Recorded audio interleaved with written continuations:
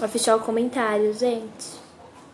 Que eu sou dessas. Tem que aprender sozinha, porque ninguém me diz. Fiquei triste. Pronto. Ai, que orgulho.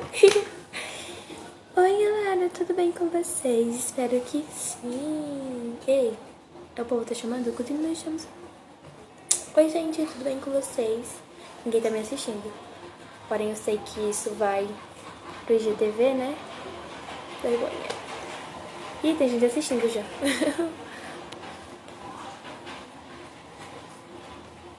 E vamos novamente. Incrível, tem que acontecer sempre comigo, né? Se não for comigo, não sei com quem é. Eu já tô sem paciência, gente. Eu acho que a conta dele não é privada, alguma coisa assim. Ah, sim, é ele. Agora eu vou ver se eu consigo. Fazendo a transmissão ao vivo. Ah, aqui tá dizendo também que não pode participar. Juro a vocês. Vou printar. Não consigo printar. Mas aqui tá dizendo que ele não pode participar. Não sei porquê. Tá dizendo de novo que não pode participar. Ai, gente. Isso aí não vai sair hoje, não, né? Fazer uma transmissão ao vivo. Fazer uma transmissão ao vivo com... Não pode participar. Eu vou chorar. Isso não vai sair hoje. Mentira. Não tá indo, eu não sei porquê. Se ele me mandar uma solicitação, será que vai? Eu não tô entendendo mais nada. Porque aqui tá dizendo que não dá. Aí, o Júnior me mandou uma solicitação e foi. Ai, Deus, tem que acontecer sempre comigo. E já foi 10 minutos de live embora. 11 no caso.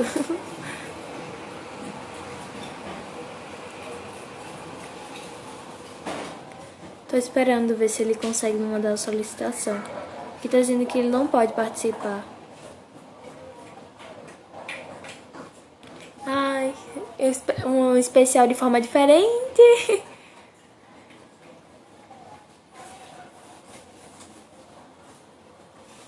Enfim, não tá indo. Tá dizendo de novo que não pode participar.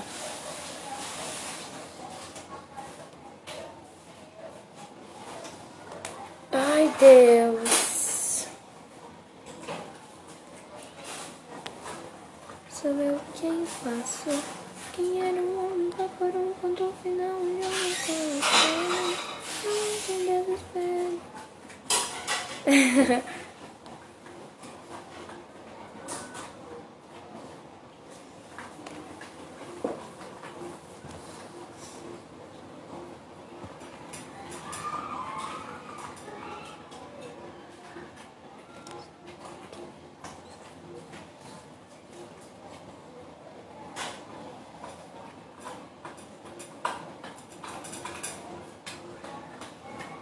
Aí ele entrou. Agora foi. Foi. Foi?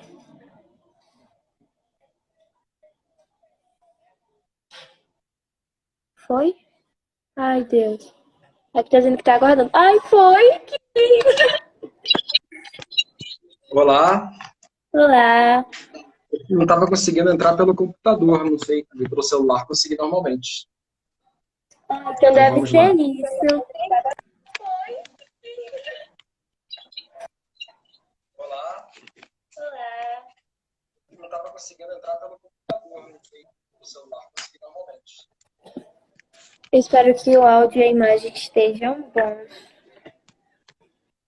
Bom, pode se apresentar pra gente? Falar um pouco sobre você? Bom, tudo bom? Maria Clara, vocês conseguem me ouvir bem? Sim. Então tá.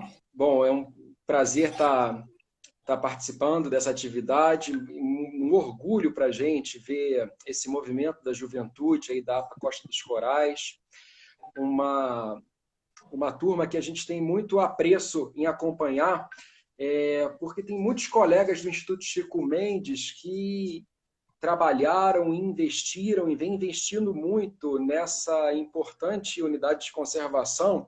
E a gente percebe uma mobilização muito grande, particularmente dois setores muito importantes que às vezes estão fora do movimento pesqueiro, né, e da pesca, que são as mulheres. Aí vocês têm uma rede de mulheres da pesca notável.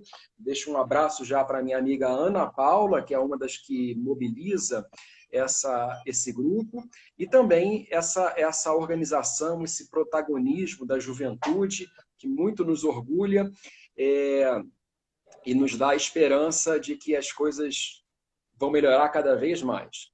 Bom, eu sou o Breno Herrera, eu sou analista ambiental do Instituto Chico Mendes. Eu comecei, na verdade, lá no IBAMA, já tem mais de 15 anos, e trabalho aqui no Rio de Janeiro, né? Trabalho no Parque Nacional da Serra dos Órgãos atualmente.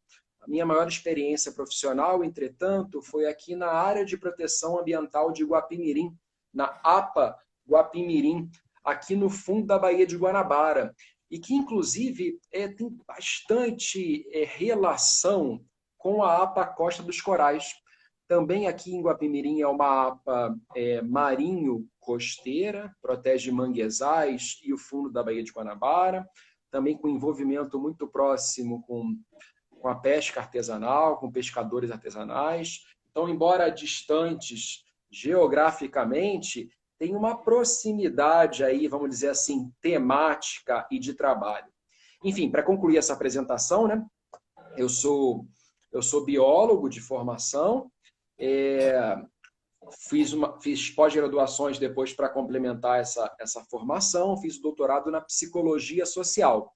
Então, me interessa muito tanto as questões naturais, da biologia e da ecologia, mas principalmente me interessam as questões socioambientais, a relação da sociedade com a natureza. E parece que aí está o X da questão para a gente fazer frente aos desafios socioambientais contemporâneos. Essa aproximação cada vez maior entre natureza e sociedade, que só com essa equação a gente consegue levar esse barco adiante. Enfim, essa é a minha breve apresentação. Maria Clara, fico à disposição aí para a nossa conversa. Bom, quer falar mais alguma coisa? Quer ir para as perguntas? Fique à vontade, minha amiga. A condução é sua. Pode, se tem algumas perguntas preparadas, fique à vontade que a gente vai dialogando a partir delas, então. Bom, a primeira pergunta, que não é em si uma pergunta, mas era para poder falar um pouco sobre a instalação do petróleo lá na Baía de Guanabara. Certo. Bom, grande parte da minha carreira profissional e também acadêmica, no âmbito do doutorado que eu fiz na UFRJ, concluí agora em 2017, esteve voltada ao estudo e à ação prática em relação aos conflitos envolvendo a pesca artesanal e a indústria petrolífera. No passado recente brasileiro, a gente percebeu uma grande expansão da atividade da indústria de petróleo. Agora, obviamente, nesse momento de pandemia, e até um pouco antes, com um ambiente econômico mais recessivo no Brasil, isso não estava tão intenso. Entretanto, há poucos anos atrás, a expansão da indústria do petróleo em todo o litoral brasileiro foi muito significativa, causando conflitos em diferentes pontos do Brasil. Por exemplo, a exploração de petróleo pretendida ali no Banco de Abrolhos, está mais perto de vocês aí, no sul da Bahia. A exploração que se pretendeu também na foz, lá do Rio Amazonas, que felizmente foi interrompida, se voltou atrás pelo impacto que poderia causar nos bancos de corais. impactos significativos também na região costeira do Espírito Santo, e o que eu compreendo melhor e trabalhei melhor, o impacto havido aqui na Baía de Guanabara, né? A Baía de Guanabara, todos sabemos, né, quase que assim, um dos pontos de entrada da história do Brasil, um ambiente natural de muita importância, não só ecológica, mas também econômica e social, testemunhou uma expansão muito grande dessa indústria do petróleo e esses impactos com a pesca artesanal. Não é de hoje. Desde a instalação da refinaria de Duque de Caxias, algumas décadas atrás, muitos pescadores se queixam, a Reduc, né, a refinaria Duque de Caxias, se queixam de impactos de lançamento de petróleo crônico na Bahia.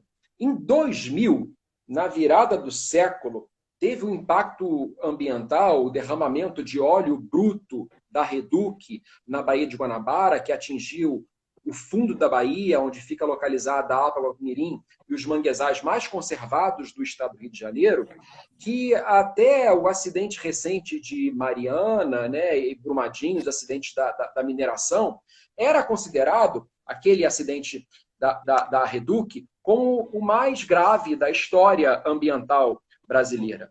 Ali começou a se intensificar mais o conflito entre os pescadores artesanais e essa atividade industrial petrolífera. Foi um derramamento grande, impactou bastante o manguezal, muitos pescadores ficaram inviabilizados de desenvolver a sua atividade pesqueira, lutas judiciais intermináveis com a Petrobras, e até hoje a gente sente as cicatrizes desse conflito. Mais recentemente, houve todo um processo para a implantação de um complexo petroquímico aqui nas margens da Baía de Guanabara, o complexo petroquímico do Rio de Janeiro, o Comperj, e aí esse conflito foi mais agravado ainda. Porque os pescadores, com o apoio da universidade e de órgãos ambientais, foram constatando que a sua área de atuação na Baía de Guanabara ia cada vez ficando menor. Se há 50 anos atrás eles tinham praticamente a Bahia inteira para navegar, para lançar suas redes, para fazer o ofício de pesca, com a implantação dessas atividades petrolíferas e suas respectivas zonas de exclusão de pesca, ou seja, cada atividade petrolífera dessa, o entorno de uma refinaria, o entorno de um duto de petróleo, de um oleoduto ou de um terminal petrolífero na Bahia, tudo isso gera zonas de exclusão de pesca no seu entorno, áreas onde não é permitida a pesca.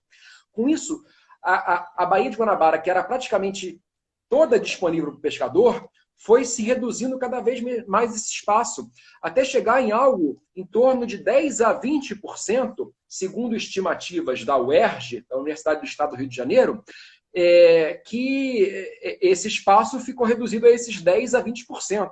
Então, o pescador se viu espremido para poder desenvolver as suas atividades. Tem estudiosos que chamam isso de uma zona de sacrifício. Tem um pesquisador americano muito importante, o Robert Bullard, que traz essa ideia de que existem, para o interesse da expansão da atividade industrial, da atividade do capital, do grande capital, a escolha de áreas que vão ser sacrificadas. Nessas áreas são instalados empreendimentos poluidores, via de regra, empreendimentos que se instalam sobre regiões de baixo poder aquisitivo, baixo poder econômico e, portanto, baixa influência política. Então, é mais fácil para essas grandes empresas se instalarem nesses ambientes que se configuram, portanto, como zonas de sacrifício. E a gente entendeu a Baía de Guanabara como uma zona de sacrifício. Bem, o que saiu de relevante desse conflito foi a organização dos pescadores que, ameaçados por esses impactos ambientais da construção lá do complexo petroquímico, se organizaram, fundaram uma associação, a AOMAR, Associação dos Homens e Mulheres da Pesca da Baía de Guanabara, e conseguiram interessantes vitórias sobre o gigante que é a Petrobras. Por estar uma em particular aqui. Houve a iniciativa da Petrobras em transformar um dos rios da área de proteção ambiental de Guapimirim, da APA Guapimirim, numa hidrovia. Nessa hidrovia seriam transportados equipamentos pesados da Baía de Guanabara até a área de obras do complexo petroquímico, do Comperj, que fica rio acima. Essa travessia desse rio seria sobre um ambiente muito protegido, que é da área de proteção ambiental de Guapimirim, e ambiente de manguezais, onde todo pescador bem sabe que depende daquele manguezal para produção e reprodução do pescado. Com isso, sobre essa ameaça, os pescadores se organizaram coletivamente, procuraram os órgãos ambientais, ocuparam o conselho gestor da APA Guapimirim. Isso é muito importante, depois a gente pode falar um pouquinho melhor da importância da participação social organizada nos conselhos gestores, e chegaram ao objetivo de impedir a construção dessa hidrovia. Isso parecia inacreditável naquele momento, porque era quase que uma briga entre Davi e Golias. O Davi pequenininho ali, que eram os pescadores, e o Golias, poderoso, uma grande empresa como a Petrobras. E Davi saiu vitorioso, porque a Petrobras teve que voltar atrás com as conquistas que a Omar e os outros pescadores conseguiram de sensibilização da sociedade civil, da imprensa nacional e internacional, evidenciando a importância dessa luta organizada da pesca artesanal. Pouco depois, o Comperj acabou entrando nesses escândalos envolvidos com a Lava Jato, sinais de corrupção na atividade da Petrobras, e o próprio empreendimento, o Comperj, não só a hidrovia, também foi suspenso, cancelado ou suspenso até o momento.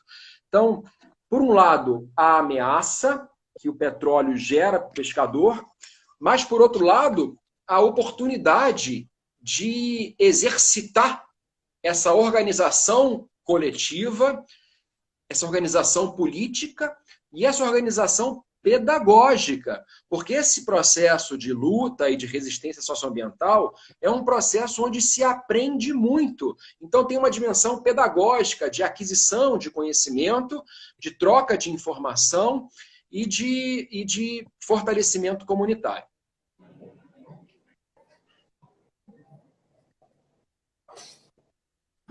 Voltando, minha cachorrinha tá atrapalhando. Voltando ao assunto, a próxima pergunta seria se a comunidade se opôs a essa obra. Sim, fez alguma sem coisa para dúvida. ajudar? Certo.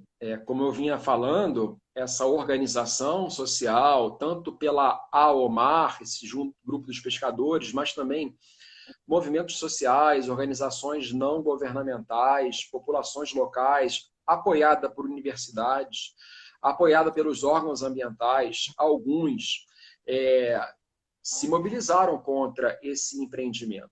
Agora, é muito curioso a gente perceber como é que se deu essa oposição ao empreendimento. Olha como é que isso eu estudei bastante na minha pesquisa. Porque, também, deixa eu fazer um parênteses aqui. Eu fui pesquisar melhor o assunto depois de ter vivido durante quase 10 anos como gestor da APA Guapimirim. Isso foi interessante, permitiu essa dupla visão. Uma visão como técnico ambiental, como representante dos órgãos ambientais, e depois um olhar como pesquisador. E aí, nesse olhar como pesquisador, a gente foi vendo o seguinte. Por exemplo, a população local de pescadores era majoritariamente contra o empreendimento. Entretanto, havia uma parcela da população, particularmente aqueles que não estavam voltados diretamente à pesca, mas que viam no empreendimento uma oportunidade de emprego e que alguns vinham sendo contratados, inclusive, para serviços nas obras. Obviamente, esses eram favoráveis. ao empreendimento. Então, a gente viu aí uma divisão da sociedade apoiando ou contrariando o empreendimento. Essa divisão a gente viu em vários setores. E é interessante citar aqui, por exemplo, nos órgãos ambientais. Via de regra, os técnicos locais, os analistas ambientais localmente, eram contrários ao empreendimento. Entretanto, a direção dos órgãos ambientais em Brasília era favorável ao empreendimento. A Petrobras, um outro exemplo. O Sindipetro, o sindicato dos petroleiros, ou seja, o órgão que organiza os trabalhadores da Petrobras, foi contrário também ao empreendimento, inclusive financiando e apoiando mobilizações sociais contra o empreendimento. Entretanto, obviamente, a direção da Petrobras era favorável ao empreendimento. Então a gente vê aí que tem uma divisão importante. Se não dá para falar, a Petrobras era a favor ou contra. Varia. Os trabalhadores da Petrobras, muitos eram contra, mas a direção da Petrobras era a favor. Os órgãos ambientais eram a favor ou eram contra? Varia. De um modo geral, os técnicos e analistas eram contra, mas a direção em Brasília era a favor. Então a gente vê aí que a sedução e o poder de argumentação do grande capital é muito forte nas esferas de direção, seja a direção da empresa, seja a direção dos órgãos ambientais. Enquanto aquele pessoal que está mais no campo, mais no dia a dia, mais sentindo os impactos na pele, era contrário. Em relação aos pescadores, especificamente, foi muito curioso um processo que houve de contratação direta de parte dos pescadores da Baía de Guanabara para trabalharem para a Petrobras em projetos no fundo da Baía de Guanabara. Houve um racha dos pescadores que a Petrobras já percebeu que tinha ali brigas internas. Isso é muito comum, infelizmente, né? A gente vai circulando pelo Brasil, a gente vê que, infelizmente, muitas comunidades pesqueiras se encontram divididas, se encontram rachadas, não tem aquela unidade ideal. Então, aqueles grupos, aquelas pessoas que estavam contrárias ao empreendimento, não eram financiadas pela Petrobras e não viam nenhuma oportunidade de melhorar a sua vida com um empreendimento que só traria degradação ao manguezal. Entretanto, teve outro grupo que foi financiado, foi contratado de pescadores pela Petrobras e passaram a defender o empreendimento. Então, como em qualquer embate socioambiental, as coisas não são muito preto no branco, não são muito binárias. É sempre uma questão complexa que a gente tem que realmente se envolver mais nos impactos reais desse empreendimento para perceber como é que ficam as correlações de força, de apoio ou de contrariedade ao empreendimento. Mas, assim, de um modo geral, eu posso dizer que para os órgãos e as empresas existia essa tendência de que localmente há uma tendência de ser contrário a esse impacto ambiental causado pelo empreendimento, mas nas esferas mais altas, nas esferas políticas mais diretivas, existia sempre um apoio às vezes muito, muito pesado, um apoio da grande imprensa, um apoio contra o movimento ambientalista.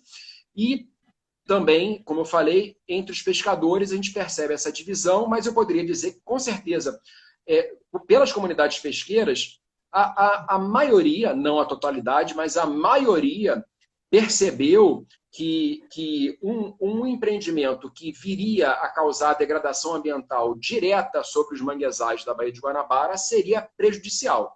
Então, o apoio dos pescadores nos movimentos contrários ao empreendimento foi muito significativo e tendo a crer que foi decisivo para esse resultado final alcançado. Interessante, isso surgiu uma dúvida. Em que ano isso ocorreu? Tipo, começou? Isso foi mais ou menos na virada ali dos anos 2010.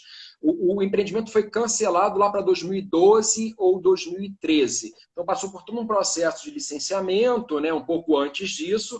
Essa história da hidrovia culminou mesmo lá para 2012.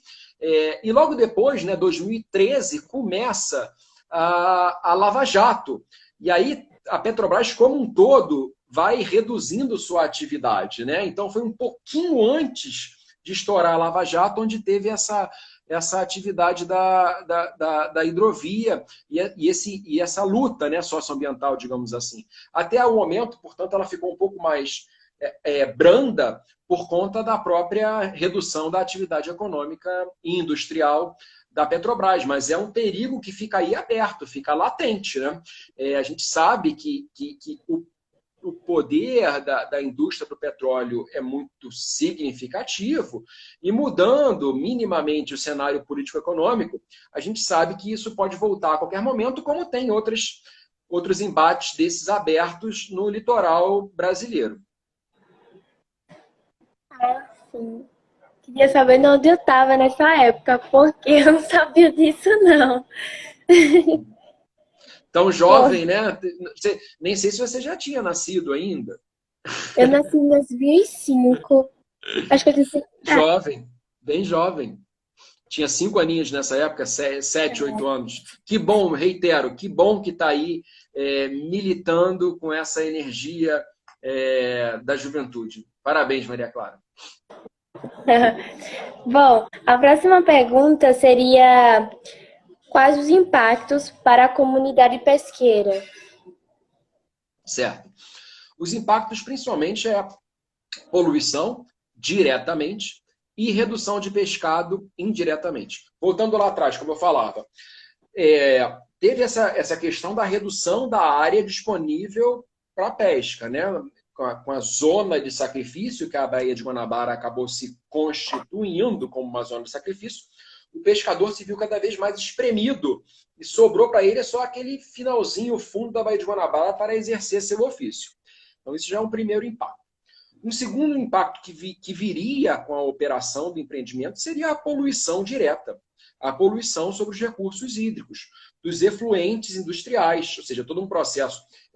A indústria petrolífera é uma indústria muito poluente, embora a gente tenha muitos avanços na tecnologia, na engenharia ambiental, para reduzir esses impactos, ela é notoriamente poluente. Então, tem lançamento de metais pesados, lançamento de material, de resíduo industrial, que, obviamente, impacta todo aquele ecossistema do manguezal e reduz a oferta de pescado.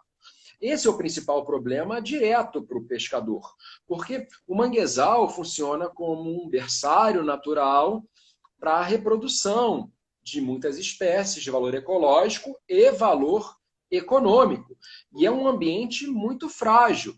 Essa fragilidade ela pode ser determinante para pequenos aportes de poluição já geram drásticas alterações nas populações de peixes e outros frutos do mar coletados. Então, a gente vê que o impacto maior é esse decorrente da poluição.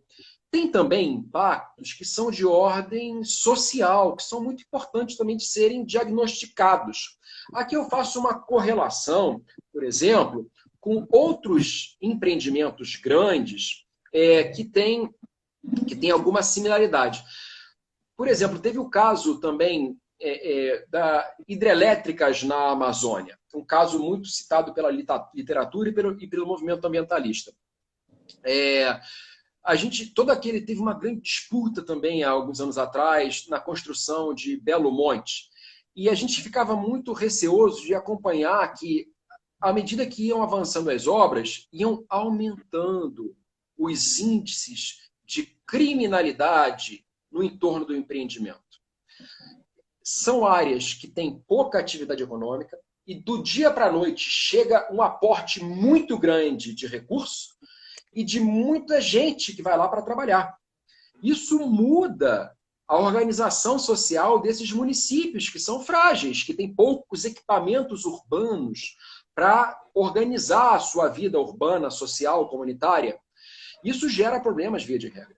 Gerou lá em Belo Monte e gerou aqui nos municípios de Itaboraí, Guapimirim, Magé, nos municípios lindeiros a implantação do Comperj. Infelizmente, testemunhamos naquele momento que teve esse aporte muito grande de pessoas sem a necessária adequação dos municípios, aumentou muito os índices de criminalidade, de assassinato, de tráfico de drogas, de prostituição, às vezes prostituição infantil, uma coisa drástica, terrível de ser testemunhado. Então tem esse impacto, por um lado, muito grande, ecológico, digamos assim, que afeta diretamente não só a alimentação do pescador e a sua segurança e soberania alimentar, mas também a sua atividade econômica, já que ele depende da comercialização do pescado para comprar todos os itens essenciais da sua vida, todos os alimentos que ele próprio não coleta, enfim, pagar as coisas necessárias para viver,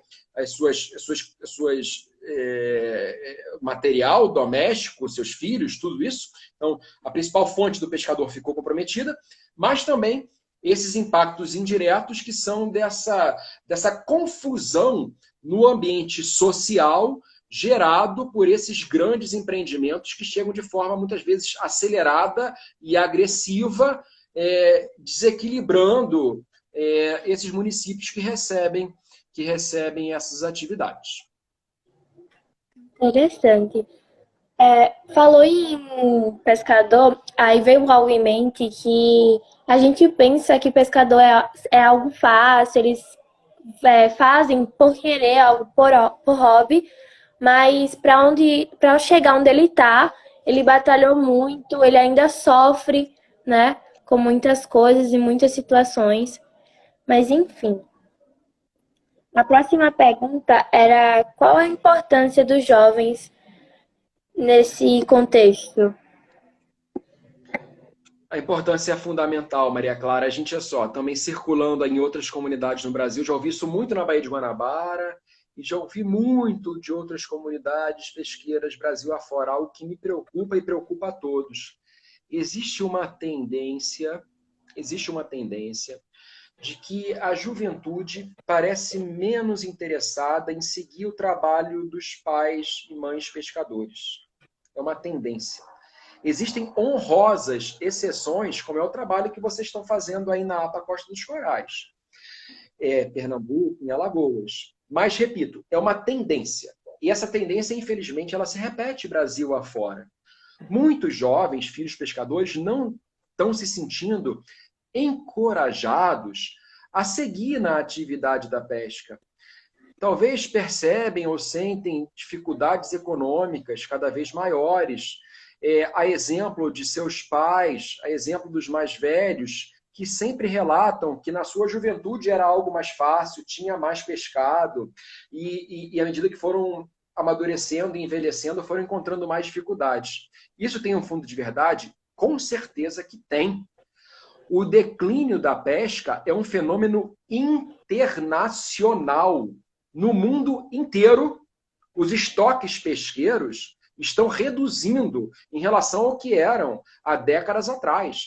Pressão grande da pesca industrial, da poluição hídrica sobre os oceanos, rios, lagoas. Então, isso tem uma dose concreta de verdade inescapável. Tem menos peixe hoje em dia do que tinha no passado. E isso faz com que o jovem fale, qual é o meu futuro? Qual é o meu futuro na pesca se o meu pai está encontrando dificuldade? Bom, de novo, isso é um problema para a gente.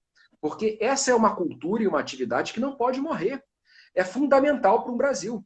Então, se por um lado, os pescadores têm que ingressar cada vez mais no movimento ambientalista, não basta mais o pescador ser só pescador. O pescador tem que ser ambientalista também. O pescador tem que estar encampando as lutas em defesa do território pesqueiro, na certeza de que a única possibilidade de sobrevivência dessa atividade decorre da conservação desses ecossistemas.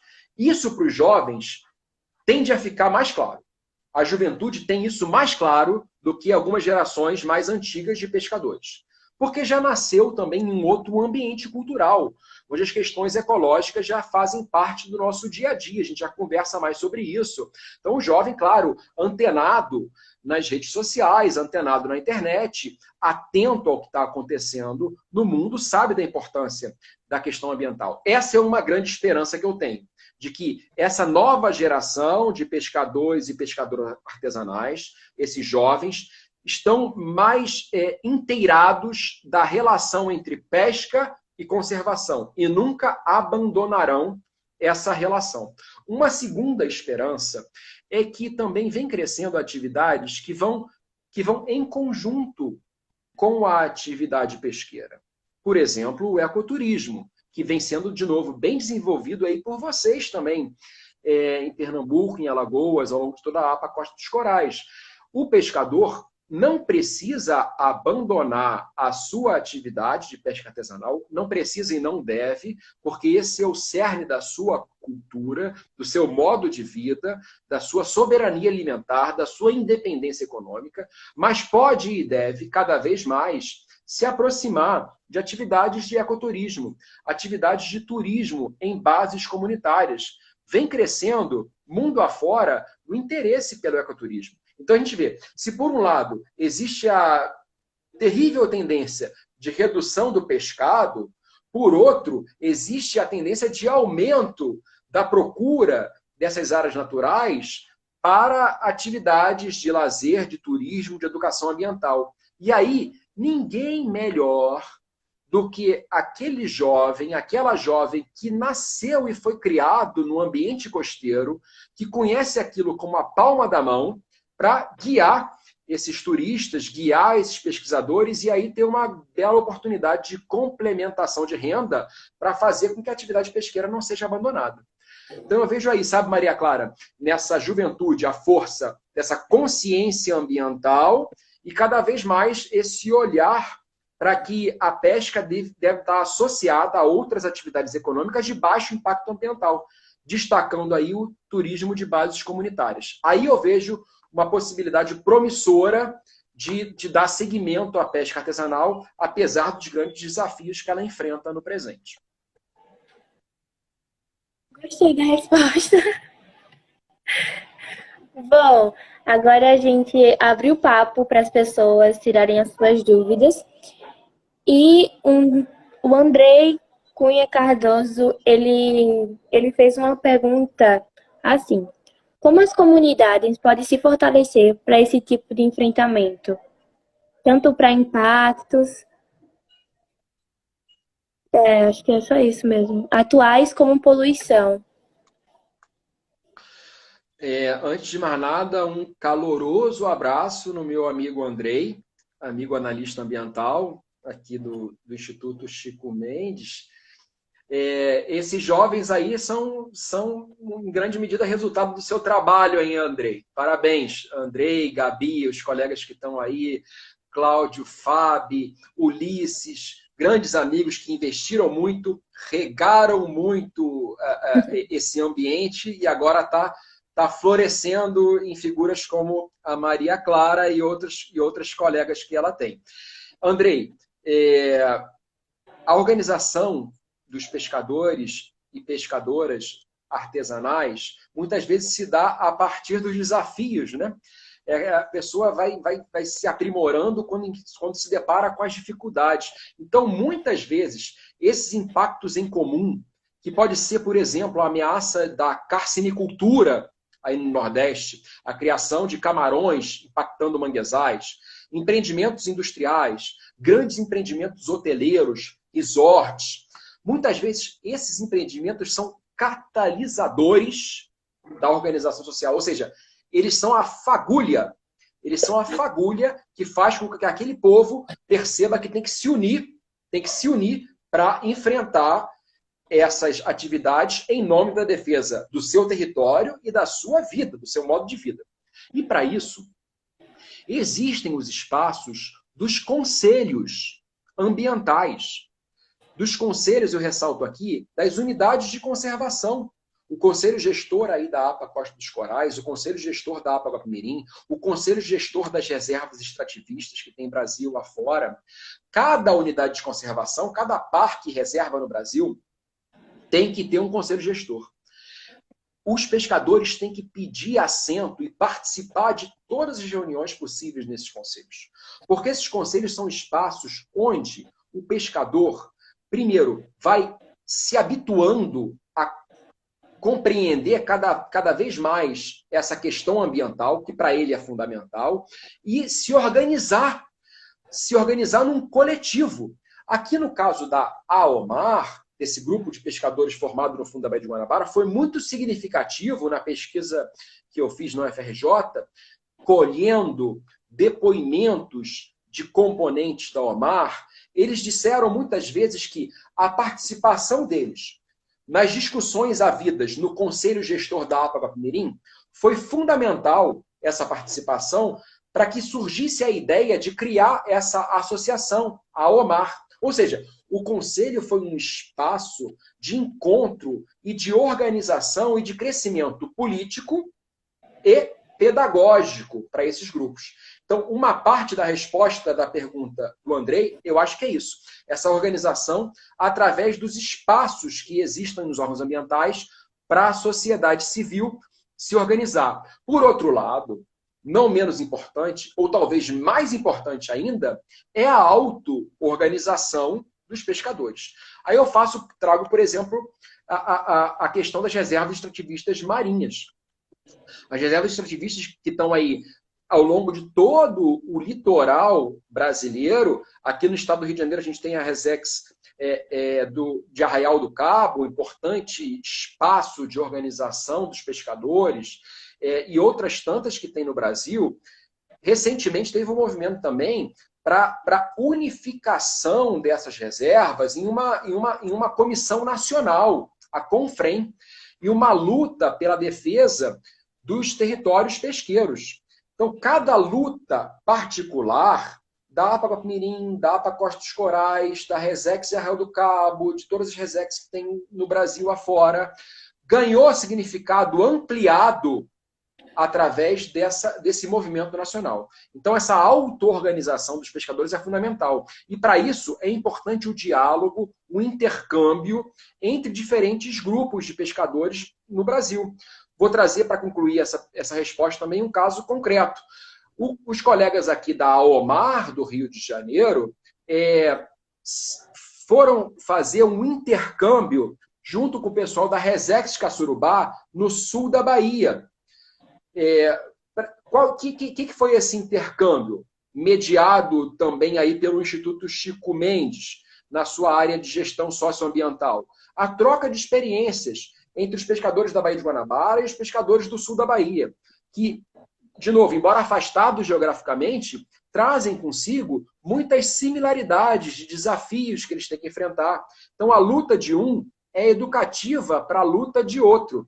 Então, eu sugiro que cada vez mais esses movimentos em defesa do território pesqueiro busquem seus semelhantes para trocar ideias, fazer esse intercâmbio. Hoje em dia é cada vez mais fácil esse intercâmbio, mesmo virtualmente. A gente está se habituando cada vez mais às facilidades da tecnologia para isso. Então, tem essa auto-organização e, repito, essa organização junto também às vias institucionais, onde os conselhos, que são esses fóruns onde o governo tem que abrir a participação da sociedade, são espaços privilegiados para crescimento político e crescimento pedagógico desses movimentos sociais da pesca.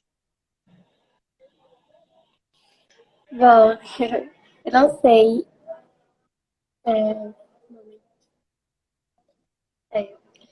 Não tenho mais nenhuma pergunta, foram poucas, né? Mas foram longas, foram boas. Bom, eu não tenho mais pergunta e também eu não vi ninguém perguntando mais em relação ao assunto. Não sei se devo encerrar.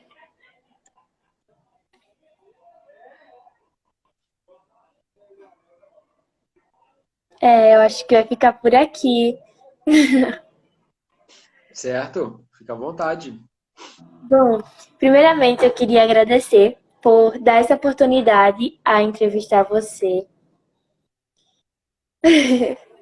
e trazer um pouco do seu conhecimento para a gente. Enfim, eu não sou muito tímida, não sei o que falar. Olha, tem algumas, acho que eu estou vendo aqui no chat, algumas pessoas dizendo que talvez tenha ficado algumas perguntas aí para cima. Manu, a Gabi, Teve? não sei se dá para resgatar alguma coisa aí. Agora parece que tem a Ju falando também.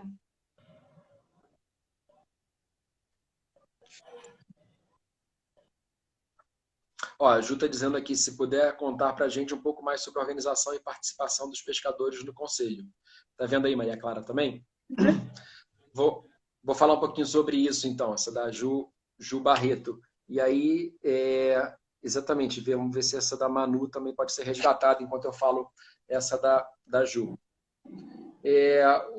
Como a gente estava dizendo, sabe, Ju, o Conselho, eu acho que é o ponto de encontro entre Estado e sociedade nas questões socioambientais.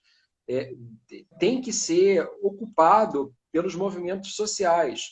Muitas vezes, as pessoas têm certo receio de se aproximar dos órgãos ambientais, e esse receio é fundamentado, porque a gente tem um histórico dos órgãos ambientais, um histórico muito repressivo, muito policialesco. Muitas vezes a ideia que muita gente tem dos órgãos ambientais é aquele pessoal que vai multar, vai atrapalhar a minha atividade econômica, então é melhor ter distância. Eu, pescador, eu quero distância do IBAMA, quero distância do ICMBio, porque se eu aparecer lá, eles vão vir com um bloquinho de multa e vão me multar. Essa ideia tem que ser superada, porque, obviamente, se por um lado os órgãos ambientais têm o dever constitucional de reprimir os crimes ambientais e fazer a proteção, por outro lado, também tem o dever de fomentar atividades sustentáveis e fomentar a participação da sociedade. Então, esses espaços, esses fóruns, os conselhos, e aí não são só os conselhos de unidade de conservação, mas também conselhos de meio ambiente municipais, conselhos municipais de saneamento, todos esses espaços onde a sociedade tenha a possibilidade de dialogar diretamente com o poder público para participar e influenciar das decisões. Todos esses espaços são legítimos de ocupação e necessários de ocupação. Como é que se dá essa participação? O Conselho Gestor de Unidade de Conservação, por exemplo, tem que se reunir periodicamente, a cada 2 meses ou a cada 3 meses, via de regra. As reuniões têm que ser abertas para qualquer interessado. Não podem ser reuniões fechadas. Mesmo que a pessoa não seja um conselheiro formalmente representado, ela pode ir lá como cidadão livre para participar, para debater, pode e deve. Cada reunião dessas ela tem que ser divulgada abertamente em espaços de grande circulação.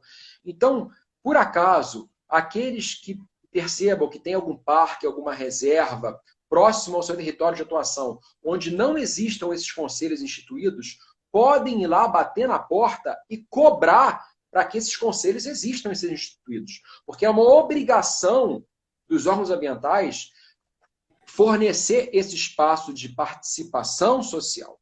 E aí também tem importante contribuição de órgãos como o Ministério Público, que, na deficiência da ação de órgãos ambientais, qualquer cidadão, e mais ainda, grupos sociais organizados, podem procurar o Ministério Público para levar denúncias, levar sugestões, para que os órgãos ambientais, de fato, abram esses espaços de participação social.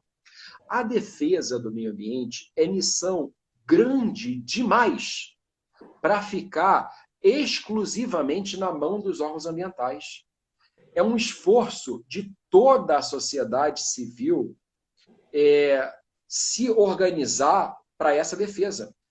Não é possível, por exemplo, que o IBAMA e o ICMBio vão conseguir colocar um fiscal para cada hectare de área protegida no Brasil. Não vai conseguir. O Brasil é um país gigantesco, o Brasil é um país continental. Então, os órgãos ambientais são muito pequenos para esse desafio enorme da gestão socioambiental. Então, a sociedade tem que fazer parte também desse esforço de conservação. E isso só se aprimora à medida que vai se fazendo cada vez mais. Ninguém nasce sabendo e não tem cartilha mágica que mostre para a gente como é que isso deve ser feito. A própria participação é que vai educando os movimentos sociais e vai qualificando cada vez mais esses movimentos para aprimorar a sua participação e o seu exercício cidadão de zelar pelo seu próprio território e pelo seu próprio modo de vida. Interessante. A Ju fez uma pergunta muito interessante, que é como a comunidade e os jovens protagonistas do Nordeste podem se organizar com relação aos recentes leilões de blocos de petróleo. Certo. Isso é importante. Bom, existem alguns coletivos que estão ajudando nesse debate. Reitero aqui a CONFREM, Comissão Nacional para Fortalecimento das Reservas Extrativistas Marinhas, que está muito voltada para tentar organizar uma resistência, um debate a essa ameaça da expansão petrolífera e congregando várias iniciativas dispersas ao longo do território nacional.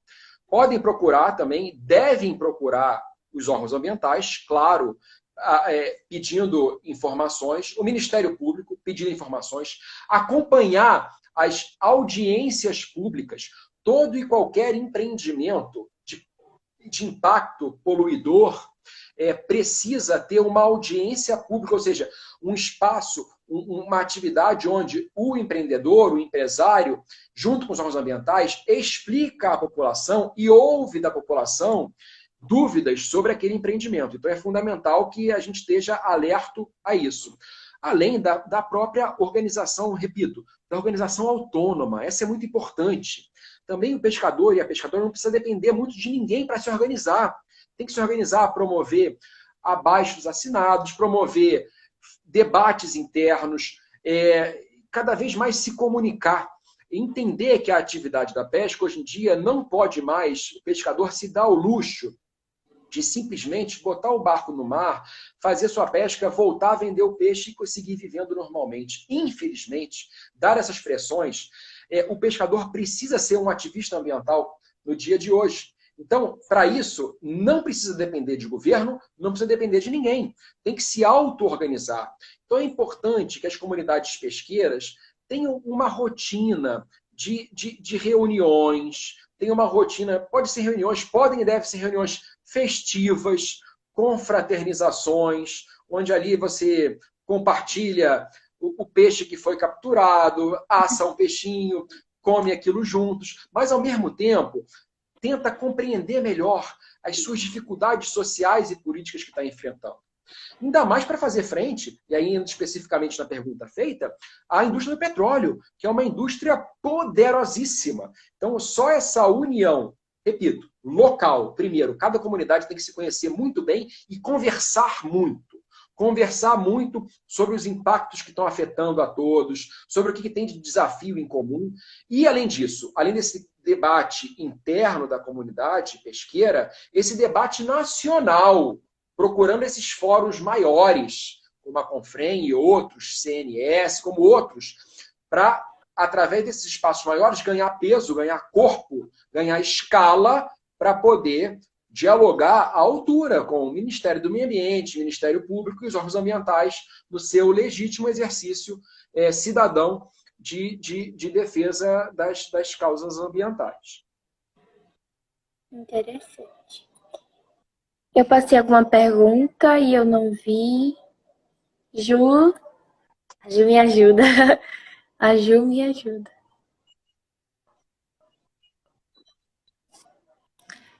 Faz tanto tempo que eu não como um peixe, Ju. E falando em peixe. Eu acho que tem uma pergunta do Diego aqui, né? E no contexto da pandemia, vários processos participativos foram diretamente afetados. Como as articulações dos conselhos estão fluindo por aí? Meu abraço para o Diego também. Poxa, isso aqui é um grande encontro de pessoas queridas. Diego também muito importante na mobilização aí na APA Costa dos Corais. Nosso colega e nosso cursista no ciclo de formação em gestão socioambiental do Instituto Chico Mendes. Na verdade, um aluno exemplar, sempre com uma participação muito positiva que o Diego tem nos nossos debates. Sem dúvida, sofremos muito com a pandemia no campo da participação social. Se já era difícil a participação social, quando a gente tinha capacidade de se organizar e se encontrar fisicamente, ficou mais difícil agora. Mas, por outro lado, tem muitos conselhos funcionando remotamente. Aqui onde eu estou, por exemplo, agora não é mais no mar, eu subi a serra, estou aqui no Parque Nacional da Serra dos Órgãos, a gente já fez nesse período de pandemia 2 reuniões de conselho. Aí com esses aplicativos mesmo, fizemos pelo Zoom, todo mundo se encontrou, foi bem interessante, até reunião com votações, com encaminhamento de moções. Então, sabe, Diego, é um desafio a mais. É um desafio a mais. Entretanto, existem essas tecnologias. O que a gente não pode é desistir desse esforço de dar peso coletivo a essas lutas, que não sejam lutas individuais.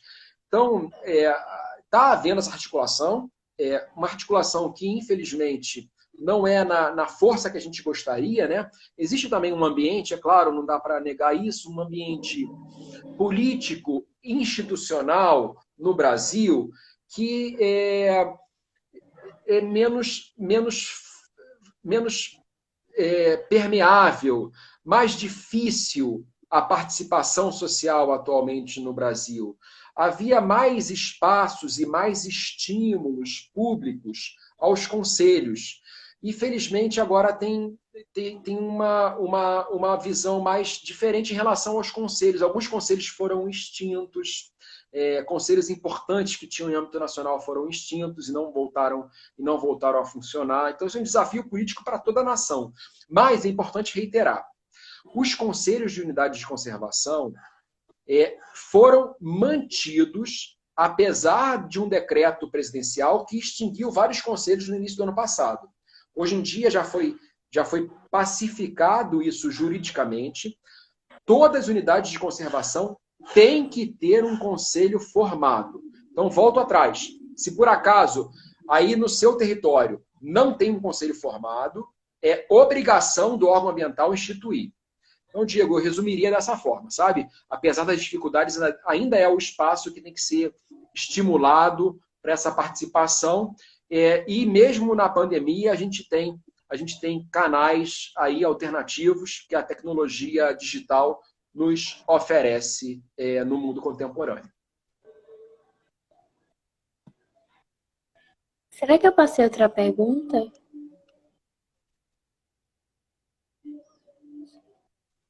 Você até me abriu, que eu já passei 2. Eu acho que é isso, né? Tem alguns comentários, né? Maria Clara aqui. Mas perguntas mesmo também não estou vendo mais nenhuma aqui, não. Bom, então acho que é isso. Comentário aqui da amiga Manu, que estudou comigo, Manuela Musi. Um abraço também para Manu. Eu sei, Manu, que você está atualmente aí na APA Costa dos Corais, né? Tem aquele processo, é bom a tua manifestação, que me faz lembrar de algo fundamental que eu não poderia deixar de apontar aqui. Manu está envolvida no processo que a gente está fazendo no âmbito do Ministério do Meio Ambiente, que é o PPPZCM. É o Projeto Político Pedagógico da Zona Costeiro Marinha. Um grande esforço nacional. Um grande esforço nacional. Já tiveram algumas oficinas presenciais.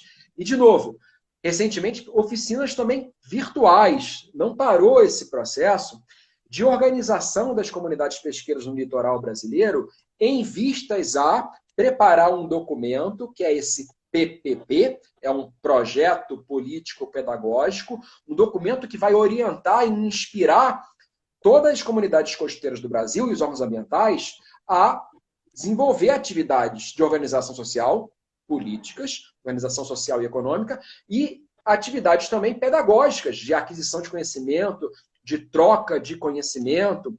Então, um abraço aí para a amiga Manu, e fica também essa referência, essa lembrança de também pescadores e pescadoras artesanais e comunidades pesqueiras estarem se inteirando também desse processo do PPP-ZCM, do Projeto Político Pedagógico da Zona Costeira e Marinha,